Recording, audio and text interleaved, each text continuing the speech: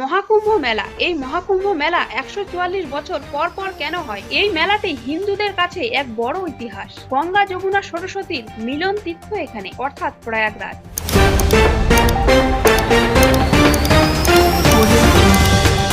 আসলে এই প্রয়াগরাজেই মহাকুম্ভের মেলা কেন হয়? এই মহাকুম্ভ মেলা সৃষ্টি কি করে হলো? এই মহাকুম্ভ মেলার অর্থই বা কি?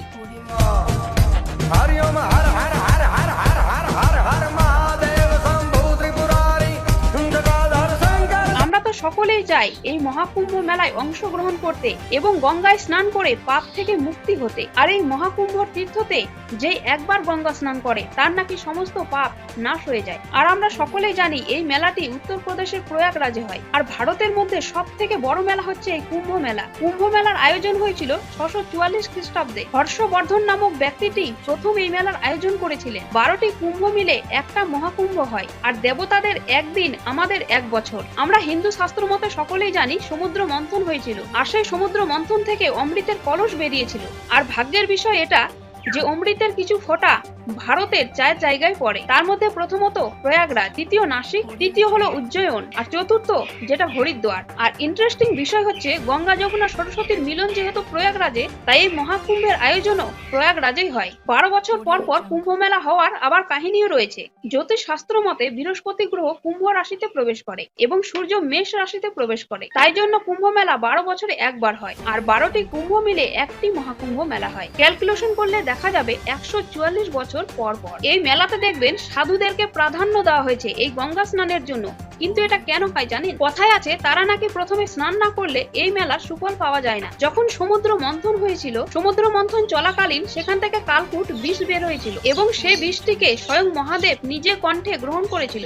এই দেখে সাধুরা ভেবেছিল যে মহাদেবের যাতে কিছু না হয়ে যায় তার জন্য সেই জলে ঝাঁপিয়ে পড়ে, যাতে সেই বিষগুলো কিছুটা পরিমাণে তাদের শরীরেও অ্যাটাক করে এবং মহাদেবের যন্ত্রণা কম হয়। এবং এই জিনিসটি দেখে মহাদেব তাদেরকে আশীর্বাদ করেছিলেন যে এই পৃথিবীতে মহাকুম্ভের আয়োজন হবে। আর সেই মহাকুম্ভে তোমাদের মতো সাধুরা সেই জলে স্নান করে জলটিকে পবিত্র করবে এবং সাধারণ মানুষরা সেই জলে স্নান করলে পাপ থেকে মুক্তি হবে এবং বিভিন্ন বিপদ আপদ কেটে যাবে। মোনা ঠাকুর ভাই একটাই কথা বলবো যে সব সাধুকে তাই বলে বিশ্বাস করবেন না, কারণ ধর্মের নামে আপনাকে অনেক কেউ ঠকাতে পারে। এই মেলাটি নদী ছাড়া সম্পূর্ণ হয় না, অর্থাৎ নদী লাগবেই লাগবে। প্রয়াগরাজে কুম্ভ মেলা যেমন গঙ্গা, যমুনা, সরস্বতীর তীরে হয়, হরিদ্বারে তেমন গঙ্গা নদীর তীরে, নাসিকে গোদাবরী নদী এবং উজ্জয়িনীতে শিপ্রা নদী। তাই যারা ভাবছেন যে মহাকুম্ভ মেলায় অংশগ্রহণ করবেন, গঙ্গা স্নান করবেন, তাহলে কোন কোন দিন করলে বেশি শুভ ফল পাবে? মহাকুম্ভে স্নান করার টোটাল 6টি যোগ রয়েছে। প্রথম পৌষ পূর্ণিমা সোমবারে, জানুয়ারি মাসের 13 তারিখ 2025-এ, মকর সংক্রান্তিতে মঙ্গলবার দিন,